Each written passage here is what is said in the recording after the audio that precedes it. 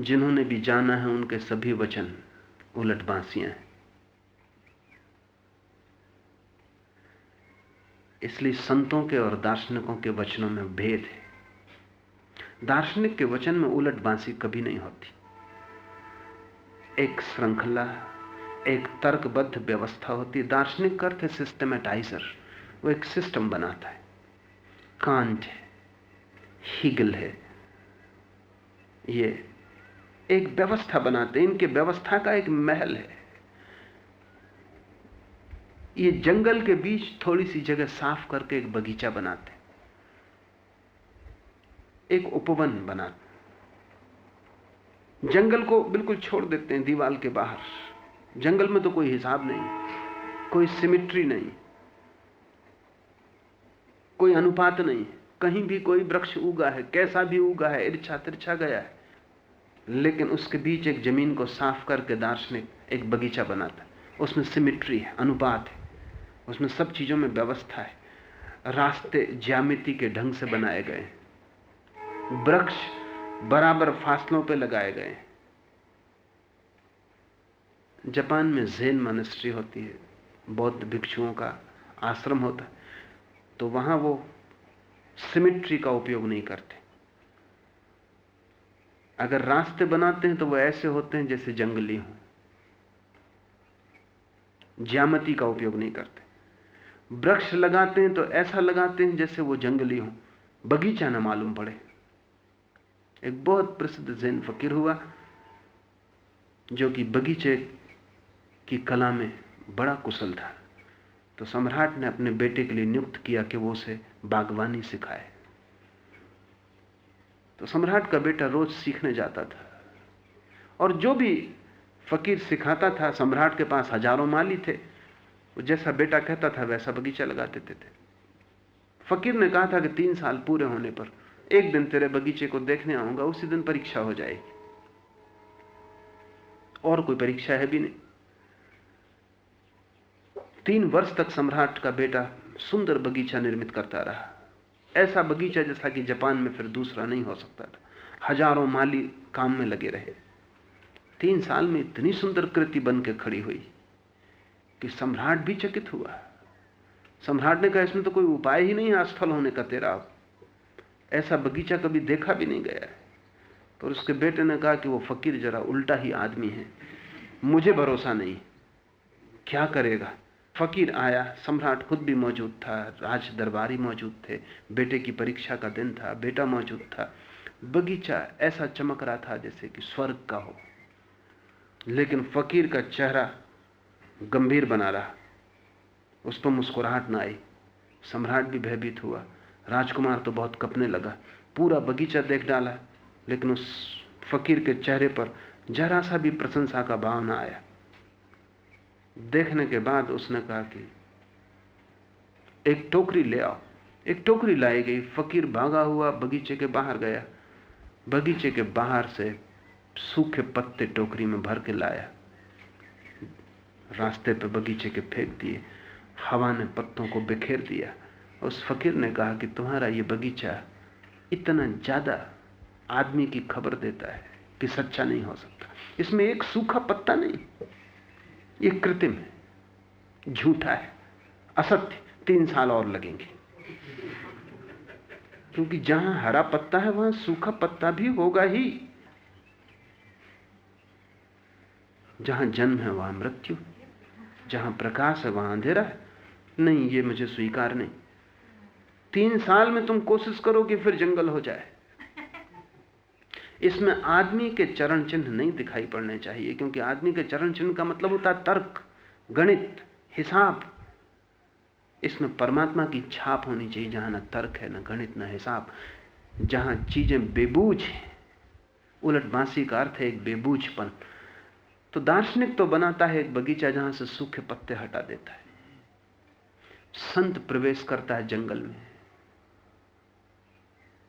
जहां कोई हिसाब किताब नहीं, जहां भटकने का पूरा उपाय है, जहां कोई नक्शा भी नहीं जिसको लेके हम रास्ता खोज सके।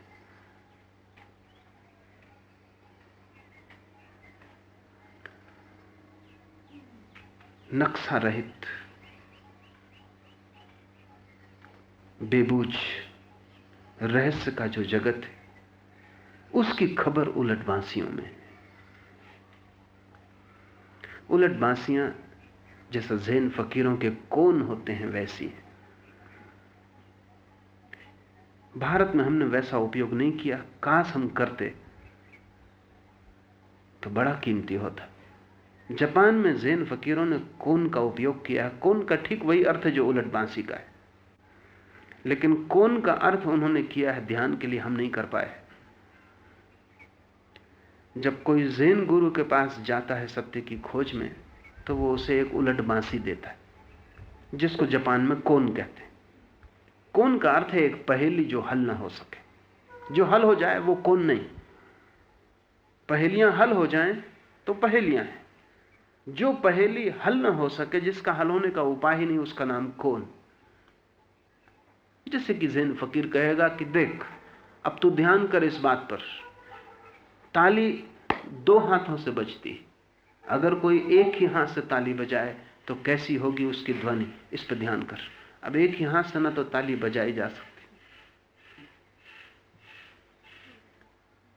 और जो बजाई ही नहीं जा सकती उसकी ध्वनि कहां होगी। तो पहले तो सीधे ही मन आपका कहेगा, तर्क वाला मन, ये बात ही व्यर्थ है, इसमें समय क्यों खराब करना। ये आदमी एक फिजूल का काम पकड़ा रहा है, इसमें से कुछ निकलने वाला नहीं, तो रेत से तेल निकालने जैसा धंधा है। एक हाथ की ताली, तो अगर आप बहुत तर्कयुक्त हैं तो आप वापस ही चले जाएंगे। और ज़ैन फकीर कहते हैं जो बहुत तर्कयुक्त है वो प्रभु के मंदिर में प्रवेश ही नहीं कर सकता। इसलिए जो कोन में ही वापस लौट गया अच्छा है, और आगे जाने की उसे यात्रा भी न थी। लेकिन अगर आप इतने तर्कयुक्त नहीं हैं और जीवन के छिद्रों से विपरीत भी आपको झांका है, दिखाई पड़ा है, और आप बगीचे में ही नहीं घूमे हैं, जंगलों में भी गए, और आपने आदमी के ही शब्दों को नहीं सुना है, पक्षियों के गीत भी सुने हैं, और आपने जीवन को देखा है उसकी अराजकता में, उसके पूरे नियम शून्य मुक्तता में, तो आप कौन के लिए राजी हो जाएंगे। राजी होना आपका पहला चरण है। बैठेंगे ध्यान करने तो भी आपका मन बार बार कहेगा कि क्या व्यर्थ के काम में लगे हो, कहीं एक हाथ की ताली बजती। अगर आप न माने, जिद किए, तो मन आपको नए नए सुझाव देगा कि ऐसा करो, एक हाथ दीवार पर मारो तो आवाज होती। तो लौट के आप गुरु को आके कहोगे कि एक हाथ दीवार पर मारने से जो आवाज होती। गुरु कहेगा दीवार दूसरा हाथ बन गई। नहीं, दूसरे का तो उपयोग करना ही नहीं है, द्वंद्व को तो बीच में लाना ही नहीं, निर्द्वंद में ही आवाज हो, अकेले हाथ से ही आवाज हो। हिंदू उसी नाद को अनाहत कहते हैं। अगर मेरे दो हाथ टकराएं तो जो नाद होता है वो है आहत, चोट से पैदा हुआ। अगर एक ही हाथ शून्य में ध्वनि पैदा करे तो वही है अनाहत, अनाहत नाद। तुम उस नाद को खोजो, दीवार पर टकराने से नहीं चलेगा, हवा में जोर से घुमाने से नहीं चलेगा, दूसरे की मौजूदगी नहीं चाहिए। ये साधक खोजता रहेगा, ध्यान करता रहेगा, अनेक बार मन अनेक सुझाव देगा, उनको लेके आएगा, गुरु फौरन इंकार कर देगा, क्योंकि मन का कोई भी सुझाव काम पड़ने वाला नहीं। संघर्ष करते करते करते करते करते इसका बोध जगेगा, ये मन की सुनना बंद कर देगा, क्योंकि मन से तो जो भी पैदा होगा वो आहत होगा। मन का नाम है द्वंद्व। मन तो कॉन्फ्लिक्ट है, उसकी सब स्थितियां दो हाथों से पैदा हुई चोट की आवाज। मन तो द्वंद्व का सार है, वही तो द्वैत है। इसलिए मन की सुनी तो वो द्वंद्व में डालेगा, और गुरु जब सब इंकार कर देगा, सब समाधान व्यर्थ हो जाएंगे, तो साधक मन की सुनना बंद कर देगा। मन फिर भी सुझाएगा कि ऐसा करो। एक बार ऐसा हुआ कि एक साधक वर्षों तक ध्यान करता रहा, लेकिन मन की मानता ही चला गया। आखिर एक दिन गुरु ने कहा कि तू कब तक इस उपद्रव में पड़ा रहेगा, अगर हल ना होता हो इससे तो बेहतर है मर ही जा। दूसरे दिन साधक आया, मन ने कहा ये बात बिल्कुल ठीक है, जब हल होते ही नहीं तो मरी जाना बेहतर। तो जैसे ही गुरु के पास पहुंचा, गुरु ने कहा उत्तर लाया, वो वहीं गिर पड़ा, आंख बंद कर ली। गुरु ने कहा बिल्कुल ठीक, उत्तर न मिलता हो उससे तो मरी जाना ठीक, लेकिन मर के उत्तर मिला या नहीं? तो उसने एक आंख खोली, उसने कहा उत्तर तो मुझे नहीं मिला। गुरु ने कहा तू उठ, मुर्दे बोलते नहीं और न मुर्दे आंख खोलते, तू बाहर निकल। तू मरा भी मन की ही मानकर। मन तो सब जगह धोखा देगा, अगर उसकी मान के मरे तो मौत भी झूठी होगी। मन धोखे का सूत्र है, वहां से सारा प्रपंच निकलता। उसकी जो भी माने वो झूठ मनवाएगा। मन माया है, उसका जीवन भी झूठ है, उसकी मृत्यु भी झूठ है, उसके सब उत्तर व्यर्थ हैं। लेकिन साधक अगर लगा ही रहा, हारा नहीं, भागा नहीं, टिका ही रहा, तो एक ना एक दिन मन थक जाएगा और गिर जाएगा। और जिस दिन मन गिर जाता है उस दिन अनाहत सुनाई पड़ता है, क्योंकि वो भीतर बज ही रहा है। हमने उसे ओंकार कहा है। तो ओम तुम्हारा कोई मंत्र नहीं है कि तुम बैठे और ओम करते रहो तो उससे कुछ हो जाने वाला। वो तो आहतनाद है, दो ओंठों के टकराने से, कंठ के संघर्ष से पैदा होता है। उस ओम को हमने ओंकार नहीं कहा है। तो जो ओम जपना पड़े वो व्यर्थ है। जप के जिस ओम की साधना चले वो मन की ही साधना है। लेकिन जब मन गिर जाता है, अचानक तुम्हें ओंकार सुनाई पड़ता है। तुम ओम कहते नहीं, तुम सुनते हो। तुम कर्ता नहीं होते, तुम केवल श्रावक होते हो। तुम सुनते हो कि भीतर ओम गूंज रहा है। वो गूंज तुम्हारी नहीं, वो गूंज तुम पैदा नहीं कर रहे हो, वो गूंज ही तुम्हें पैदा कर रही। उल्टी बांसुरी हो गई। अब तुम बजा नहीं रहे बांसुरी को। मंत्र तुमसे पैदा नहीं हो रहा है, तुम मंत्र से पैदा हो रहे हो। ओंकार तुम्हारा प्रयास नहीं, बल्कि ओंकार के ही तुम सघन रूप हो।